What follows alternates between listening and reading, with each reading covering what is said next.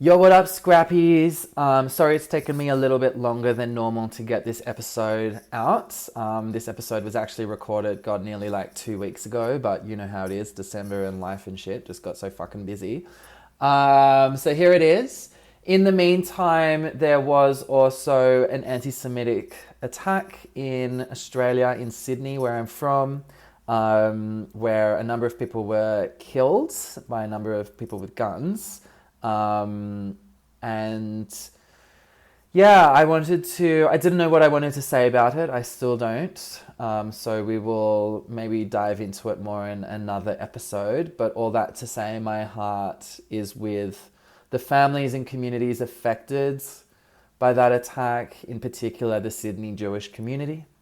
And at the same time, whilst I do want to give space for grieving, as these things tend to be, and as this has definitely been, it has become immediately politicized, and I think it would also be negligent of me to ignore the elephant in the room and my positionality on this, which is also to say that I strongly condemn Israel, and I think it needs to be named that Israel is actively creating anti-Semitism. Both directly and indirectly through the numerous breaches of human rights that they have taken towards Palestine through genocide. And that's not to justify murder, absolutely not. No one deserves to die. And as I said, nothing but love and grief and heartbreak for the families in Sydney affected by this. And at the same time, I condemn Israel. The discussion needs to move. The way that the rhetoric of the media is kind of sweeping that under the rug, and basically claiming that because Australia recognized the state of Palestine, that gave confidence to anti-Semitism, really ignores, by and large, one of the main creators of anti-Semitism, which is Israel. Israel literally requires anti-Semitism to legitimize itself. That's partly why it's looking to change the definition of anti-Semitism, but that's also just their stance. It's all in the name of quote-unquote self-defense. And yeah, we can't have a political discussion about anti-Semitism without discussing Israel and their abhorrent treatment of Palestinians and the genocide that they are currently actively committing. So yeah, that's not a joke at all. Very serious way to start this episode, I'm afraid, but we'll probably dive into it a little bit more in another episode. All that to say, my heart is with my Sydney community. And also with immigrants and with my Arab and Muslim community as well, who will no doubt bear a large brunt of prejudice and racism in the face of this attack. So yeah, we'll discuss more another time. I hope you enjoy this episode. I promise there are some jokes inside, and we'll talk to you next time. Bye! G'day, I'm Joe Bogan, the critically acclaimed, famous podcaster of the Joe Bogan Experience podcast. And I am proud to sponsor today's episode of Life Scraps. You know, I'm a busy man, and I'm always optimising. Right now, it's 4:37 here in the morning down under, and I'm here talking to you while doing bicep curls, with every orifice on my face taped. So if I sound a little more nasally than normal, it's because I'm currently talking to you out of my asshole. I've already ice bathed and saunaed, and in a second, I'm going to take my very own no fat, no sugar, no dairy, no carb, no gluten, no food, no fun protein shake, including my very own supplement range, abundant in vitamin B47KX, found only in monkey semen, or having your head so far up Trump's ass you can practically lick his prostate. Life Scraps is a funny yet informative podcast, more factual than anything I'm going to tell ya, you don't forget, kids, podcasts are not news. Life Scraps is fun, it's flirty, it's frivolous, and it's much cheaper than my $347,000 infrared sauna injectables. They're just really not taking off, but come on, man. For the low cost, no guarantee, one-off payment of $347,000, you too can inject an infrared sauna into your face.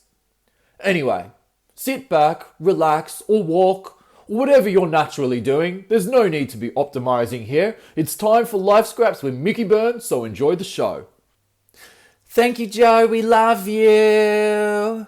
No, we don't. We think you're fucking shit. But anyway, welcome to Life Scraps, episode 4 with me, Mickey Byrne. Woo!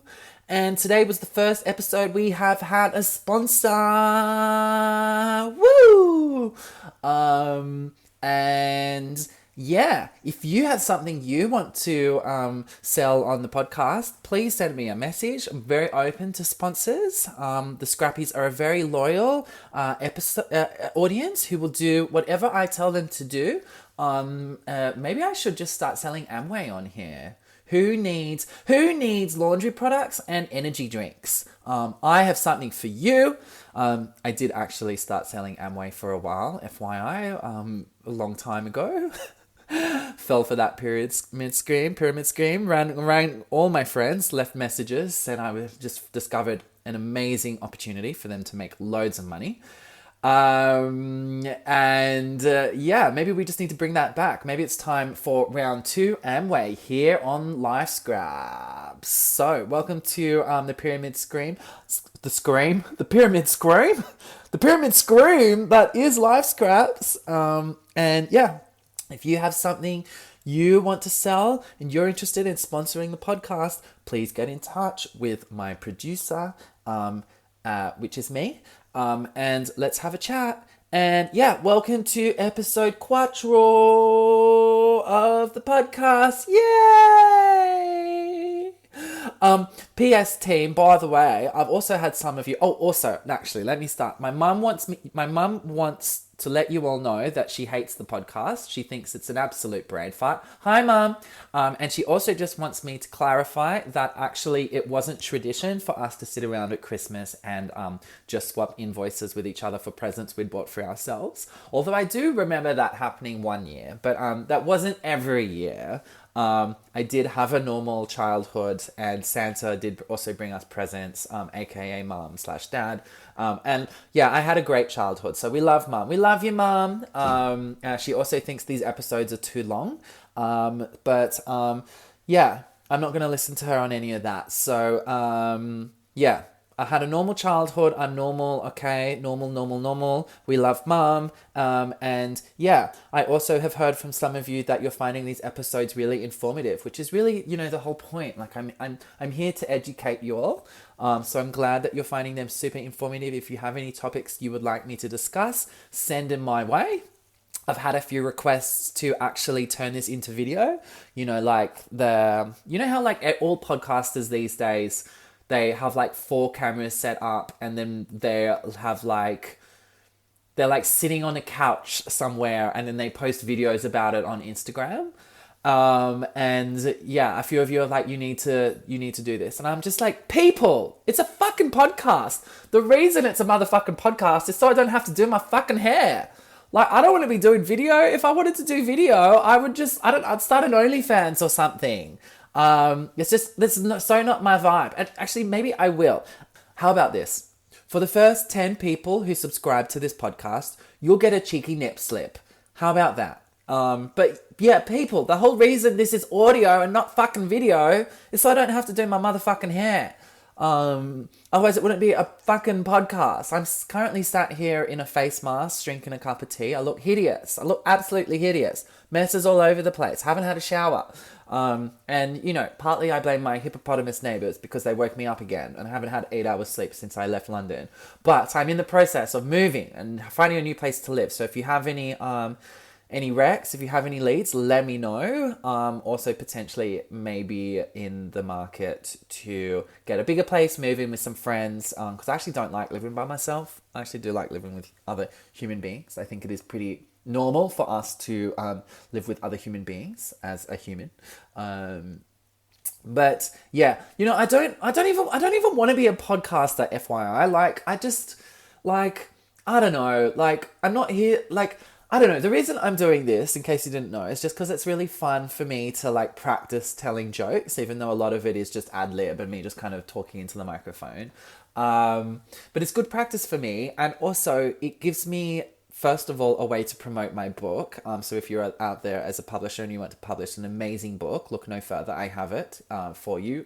And then finally, because it also helps me clarify some of my thinking, which hopefully then goes back into the book and into my writing. Because, I write about serious stuff, but also there's an injection of humor into that. And I think sometimes people aren't able to hold the complexities of those two things, that something can be deep and serious and yet also humorous. But I think humor actually adds something. I think irony is like really smart, and it provides an extra lens about thinking about a topic. Anywho, I don't want to be a podcaster. Like, I feel like podcasters are like, like there's people who with the mics, like, it's like they're trying to be so demure, but it's obvious that they've spent 2 hours in hair and makeup and they've spent like $20,000 on like 3 different cameras, or set up at like 3 different angles. And like, I don't know, I just, like, my vibe is more just like strange, unhinged human accidentally hits record on iPhone. Like, that's kind of more what I'm going for here. And I just think, like, yeah, podcasters are so ick, They're just like failed actors or like slightly better looking writers, which, okay, that makes sense for me because, like, writers by and large are hideous. They're like the Shrek of the creative industries. Like, I don't know, like, podcasters are to actors what aerobics athletes are to dancers, Like, we have all these sports which are basically just for dancers who aren't good enough to be dancers. Things like aerobics, or like being a Pilates instructor, which I'm not mad about, right? Like, I'm not good enough to be a dancer, so I'm a Pilates teacher. And that suits me just fine. And I also think, like, I would actually love aerobics. I was watching some old clips of, like, the aerobics Olympics from, like, the 90s, and, like, the outfits and the moves, and just, like, I think that might have been where it was at for me. I think I need to give it a go. And yeah, podcasting, podcasting, yes. Being a podcaster, no. But being an aerobics athlete, maybe. Because, I think I just have this existential fear that I'm going to get, like, to the end of my life and then, like, go meet God and I'll be like, what happened, God? Like, it never really went off for me. And he'll just be like, because you didn't do aerobics. Aerobics was where it was at. And yeah, I think I got to give it a go. Anywho. In news this week, we just had a big strike here in Portugal yesterday. It's the biggest nationwide strike that they've had here in 12 years. And I'm in full support of a strike. It was about these labour reforms that have been proposed. In fact, actually, most people were in favour of the strike. According to one Portuguese newspaper, it was like 61% in favour. Because basically these labour reforms are deregulating a whole bunch of workers' rights, which they argue is adding more flexibility. But, yeah, some of the things are a bit problematic. Like they're deregulating work hours to 10 hours per day. Reducing some leave. They're basically reducing employee rights when it comes to advocating for themselves about unfair dismissal in medium and small businesses. They're also weakening collective rights, like limiting the ability to strike. So that's problematic. And also a whole bunch of shit affecting women where, there's like really important laws around flexible work and breastfeeding. And there's also, they offer here in Portugal, gestational bereavement leave if someone has like a miscarriage. And they're considering getting rid of that. And I'm like, just let people grieve. So yeah, in full support of the strike. Hopefully there'll be more. Hopefully these reforms don't go through. Because, like even when it comes to the housing crisis here, all the suggestions that are put forward, it's like, oh, Portugal's finally making some changes in housing. And it's like, no, it's actually just all benefiting homeowners. So, and yes, of course, that's part of it, right? Like if you tax them less money, then hopefully that has a positive trickle down. And if you make it easier for them to build and renovate, that probably hopefully has a positive net effect. But also, like, what about the fucking renters? You need to be looking after your fucking renters.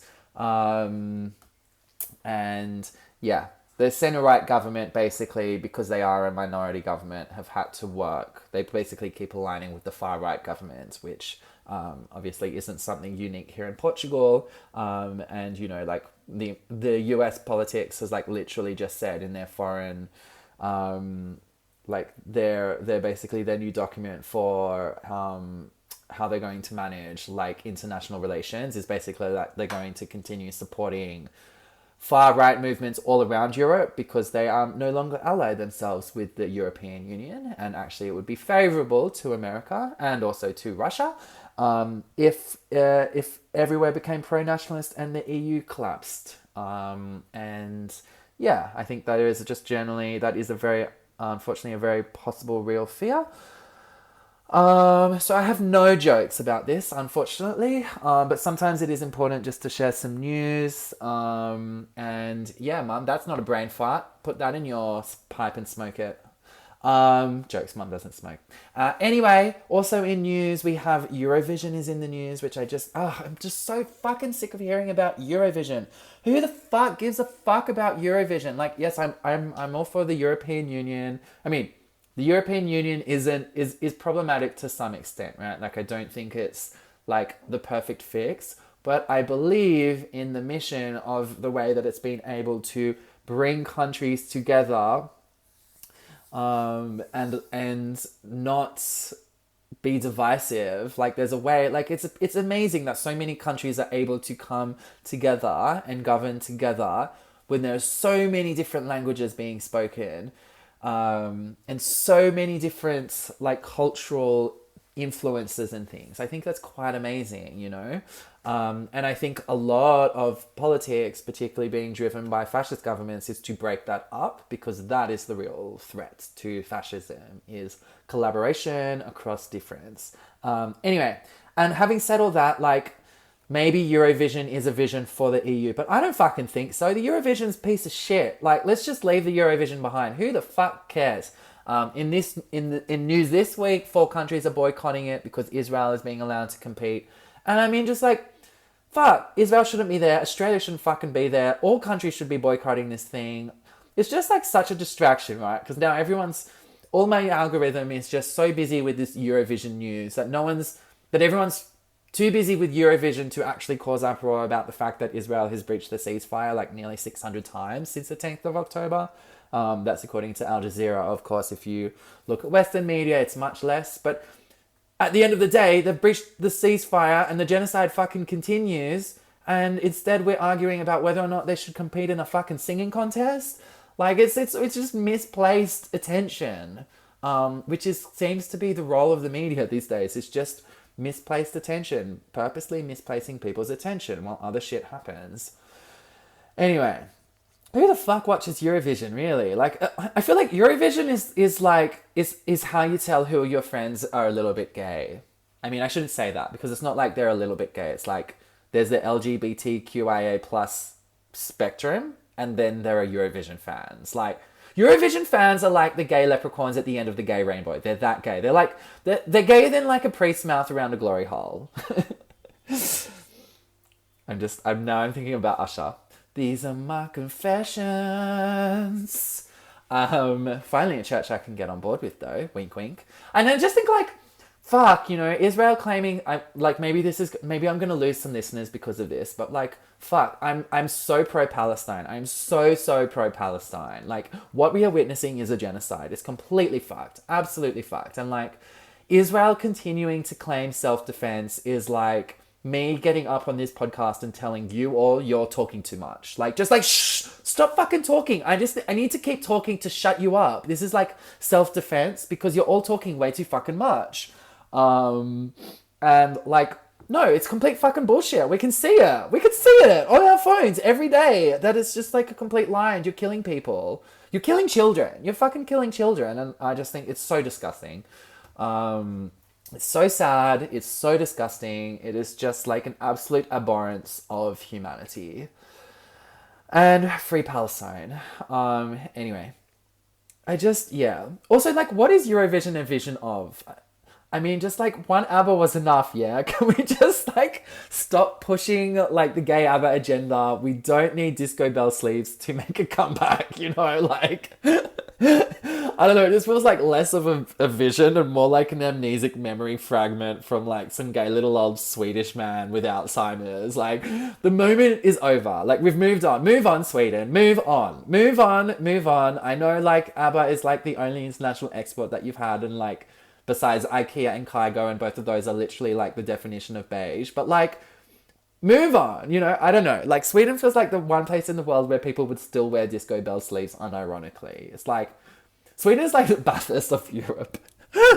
That was an Australian reference. Anyway. And then also what's pissing me off in the news this week, and I don't know if I just because I've been fucking talking about this bitch, but like Katy Perry and Justin Trudeau are Instagram official, yay! And that's like actually how the news reports it as well. It's like Katy Perry and Justin Trudeau are Instagram official. It's like that's like a real sign of relationship development, which it kind of is, you know. Like, people message me on Hinge and they're like, so how about we take this off Hinge and onto Instagram? I'm like, is that progress? Is that progress, just swapping one app for the next? What about coffee? How long is coffee going to take? Why don't you just invite me out for a coffee rather than getting I don't really care which platform we're talking on. It's the same shit. Like, how about we look into each other's eyes in IRL, offline, and like share a bevy, you know? Anyway, so Katy Perry and Justin Trudeau are Instagram official. She kissed an ex-Canadian Prime Minister and she liked it.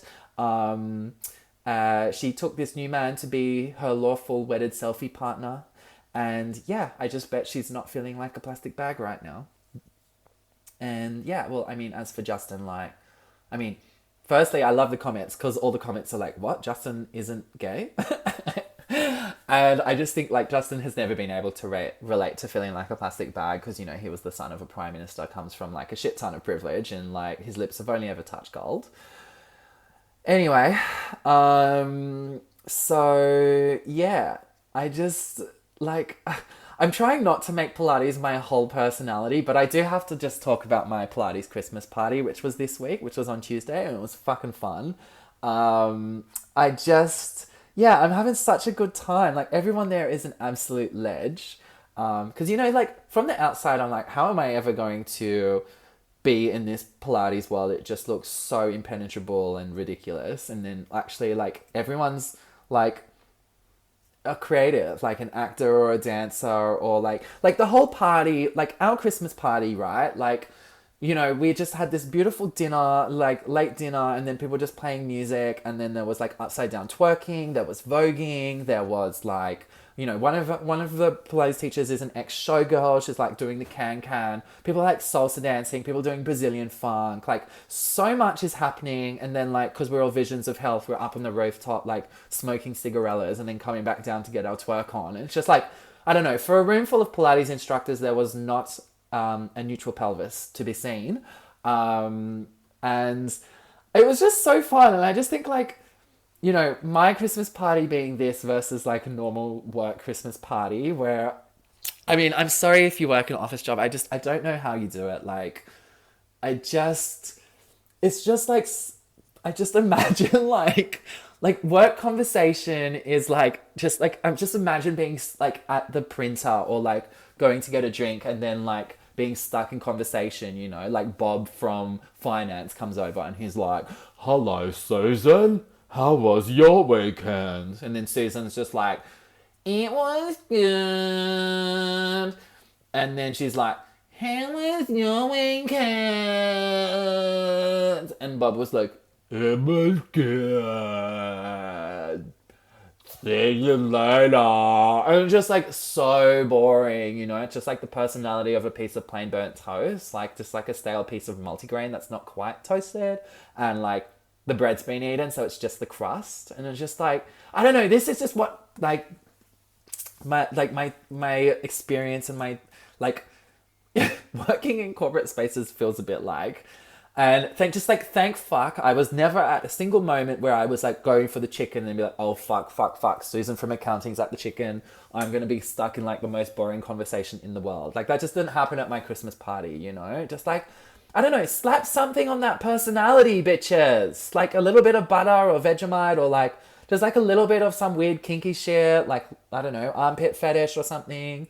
But you know, I mean, of course, Susan from accounting is the one with the kinkiest kind of shit, right? Like it's always the normies in real life who do the kinkiest shit in the bedroom. Like that's kind of like the whole lesson of psychoanalysis, right? Like when your life is so perfect and so repressed, then you need this space. It actually breeds this space, which is often sex, where you can lean into eroticism and break some of the rules that you've set up for yourself in your own minds. And it's just like, yeah, that's kind of just like the lesson of psychoanalysis, right? Like Joanna, who works in marketing, is like secretly a dominatrix, and Jennifer from law has like entered the courtroom with nipple clamps on, and she's like up there swearing to tell nothing but the truth with like her right hand on the Bible in nipple clamps.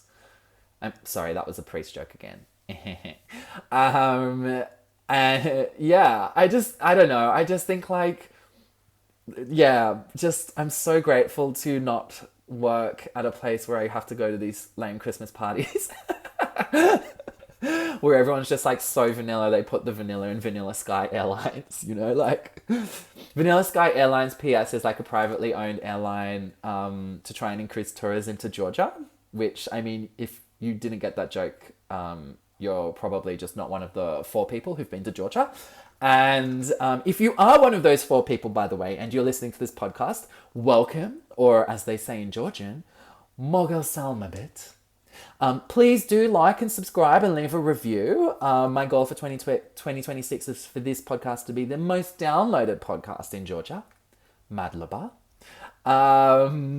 And yeah, I think like, I don't know. Also on the topic of Pilates, right? Like I love it, but also it's not my whole personality. So FYI, peeps, stop sending me reformer memes to my Mickey Byrne account. Send it to my other account, please. Because, you know, the algo's fucking listening and I can't have 2 pages where all I'm seeing is these fucking reformer jokes, which they're not even that funny, yeah? Like they're like white girl funny. So they're like a 4.5 out of 10 funny, you know? Like they're just fucking lame. Send me some more unhinged shit, please. I do have this idea for a meme because, you know, like I tell my clients all the time, like, Pain Fonda has arrived. Now give me 20 more. That's my little nickname, Pain Fonda. I'm like the Jane Fonda, but much more painful. And I just have this like reel. I just want to do like all the Pain Fondas, you know. They'll be like, hi, I'm Jane Anaconda. And it's just like me with a banana down my pants and like this tight onesie. Or like, hi, I'm Jane Honda. And it's just like me lying on a Honda doing clamshells. Oh, there's another one. It's like me over in the distance, like on top of a hill. It's like, hi, I'm Jane over yonder. Anyway. So yeah, I'm teaching Pilates. Every day I'm learning, you know, like I'm learning that camel toes aren't actually something that just happen in movies. They do also happen in real life. Although they're often much sweatier. Like no one tells you that. Like camel toes can be sweaty. Like, I don't know. They're just this is like, sometimes there's just like little moustache of sweat around the labia, like this like little labia lippy, like a little moisture moustache is what it looks like. And yeah, basically I've become immune to camel toes. I've seen so many now within like 3 weeks that I'm practically immune. And yeah, I think it's like, okay, the funny thing about being like a gay clinician is that I think I know more about women's anatomy than most straight men. And like, even like I've had female clients be like, you know, I've learned more about my periods from you than I do from my doctor. And I just think like, just because like, you know, I'll have the discussion around, oh, well, you know, we need to be loading and deloading based on your cycle, you know? Like it's like revolutionary to learn that, you know, we plan your training around your cycle, and that when you understand your cycle, it will dictate which weeks you should be pushing for a PR and which weeks you should be deloading a little bit. And just like, no one has ever taught them that. And I just think like, it's just such a fucking shame because, like, I don't really know that much about periods. I know very little actually about a woman's anatomy, but I mean, it's still probably more than most straight men. But, like, I just think it's such a fucking shame. And, like, women's research is just so far behind, you know? Like, we still know basically nothing about women. It's just like, you'd think that women were just like this mutant species of human that's like just developed within the past 5 to 10 minutes. But no, women have been here the whole time. Like, before men are men, they're a woman. When, you know, from an embryological point of view, like, a woman is both the chicken and the egg. And yet, like, women's research is like, I don't know. We're so, we just need to fucking start doing research on women. And for so long, research has been like, oh, it's too hard to do research on women because they have cycles. And it's like, that's precisely why you should fucking do research on women, because they're not small men. Anywho, so yeah, learning things all the time, learning about camel toes. It's been a very wild couple of weeks here, loving it, loving Pilates, but also please stop sending me reformer messages because I'm not just a Pilates instructor, I'm so much more. I'm a failed dancer.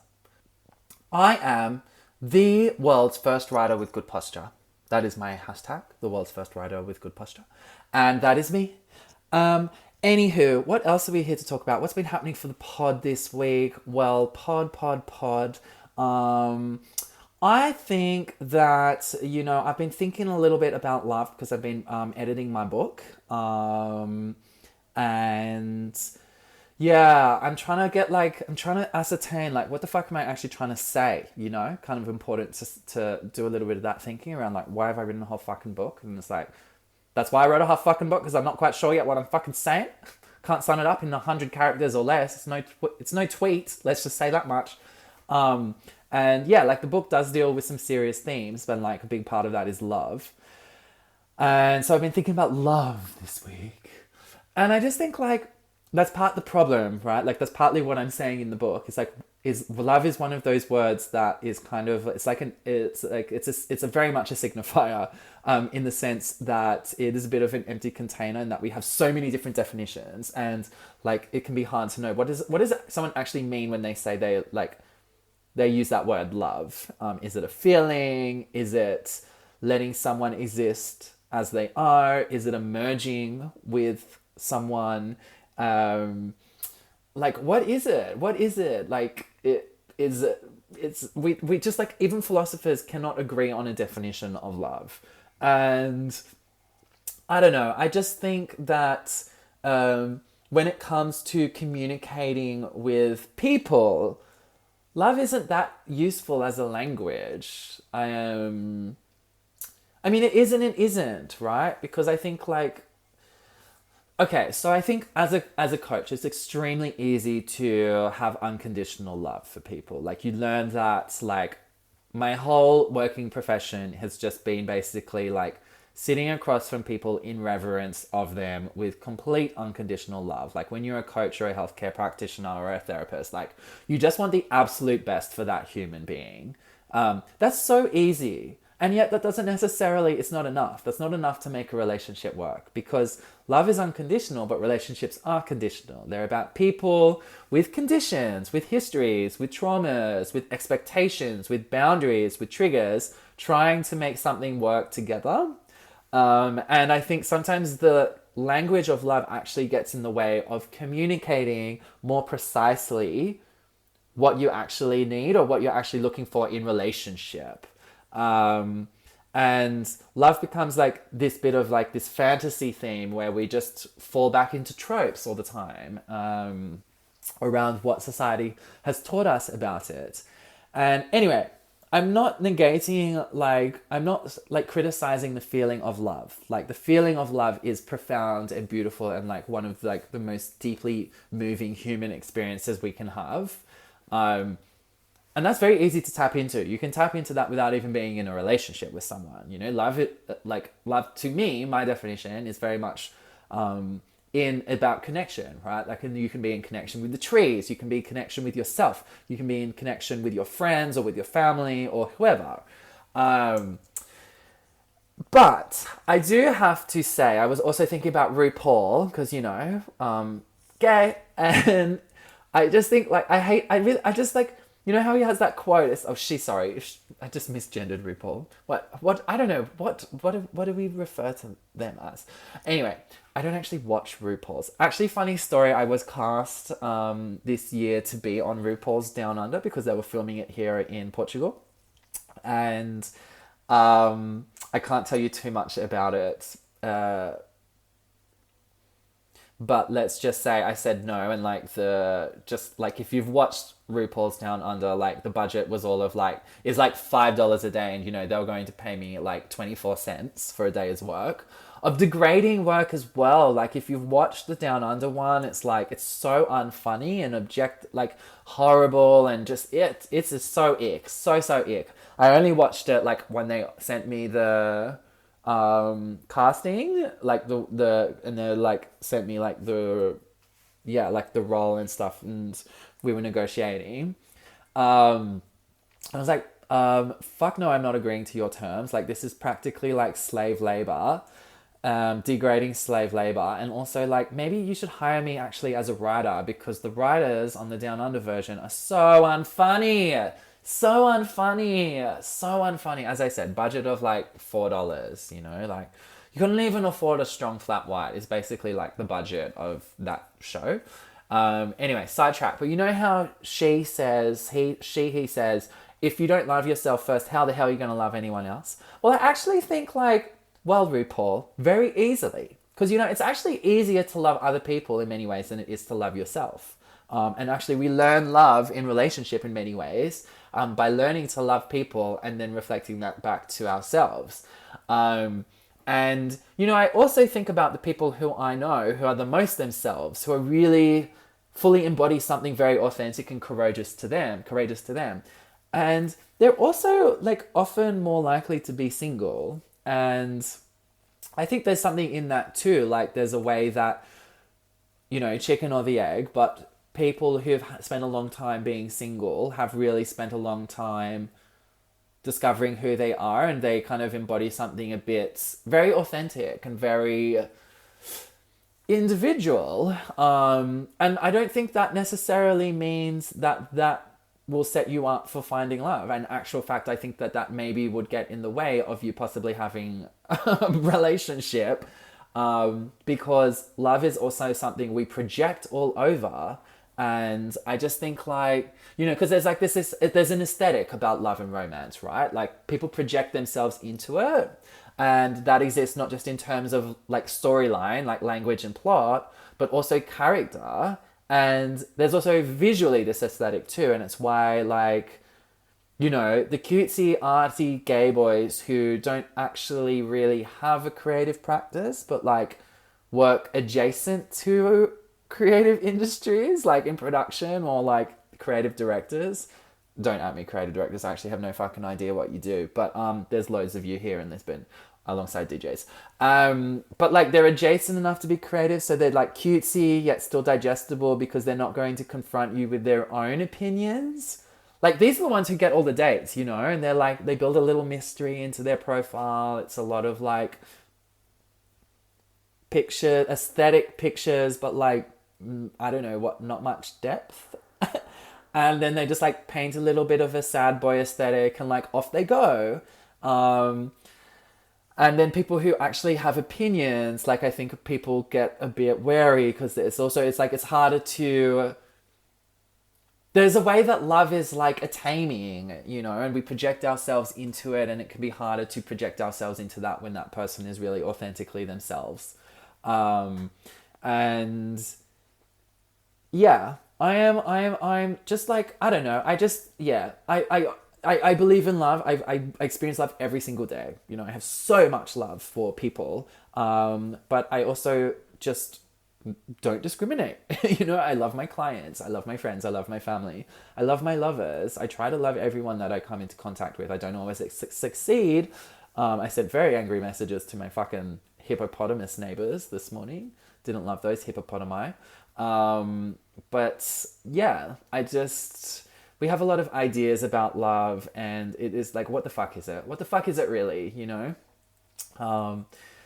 Anyway, I do think, having said all that loving yourself won't necessarily mean you'll meet someone. It's just that you will avoid all the relationship plane crashes, or more likely to avoid all the relationship plane crashes.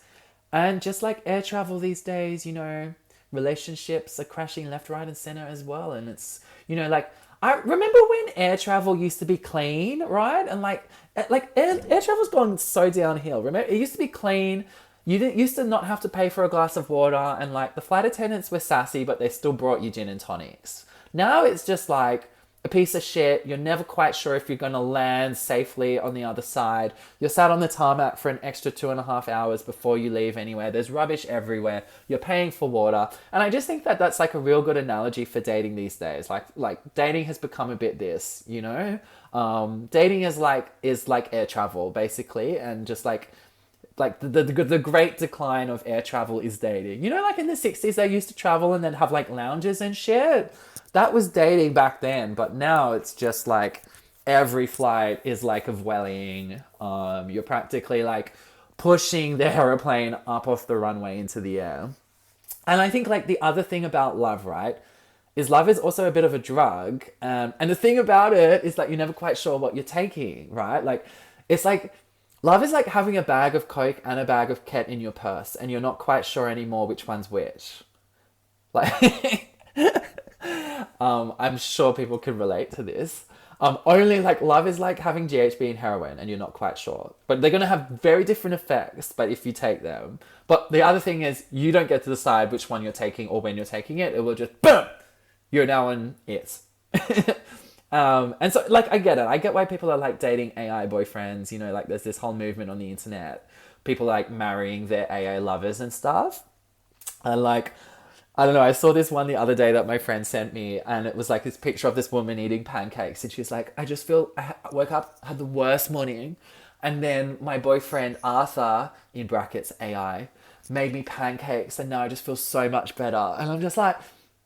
No, Susan, you made those pancakes. Like, the best that Arthur could have done is, like, given you the recipe, but, like, you put the fucking butter in the pan, babe. I just think, yeah, it's so funny. There was another one, this guy's, like, having a funeral because his iPhone updated, and so he lost his wife and his child and all of their history. And I just think, like, Jesus Christ, like, the other woman in 2025 is like an iPhone update, Like... It's a fucking minefield out here, people. It's a fucking minefield. Anyway, so I've been thinking about love. I still don't know what the hell I'm going to say about it. Maybe one day I'll do a whole episode on it. I do think about, in this conversation with myself, also about Freud. Not that I'm thinking about Freud all the time, FYI. It's just been on my mind as of late.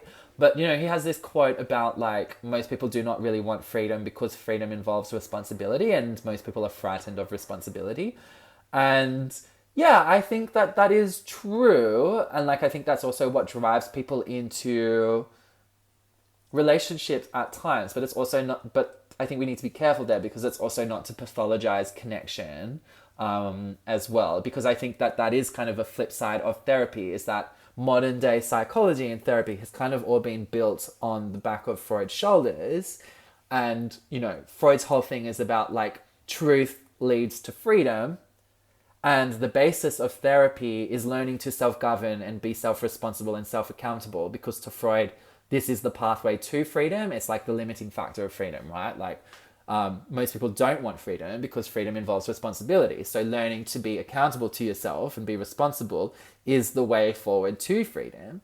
And that's true. I totally am here for that. But there's also a way that we then, like, negate other people in that process and, like, negate relationships. So I also want to be careful to, like, paint the brush. Like, I fucking love people.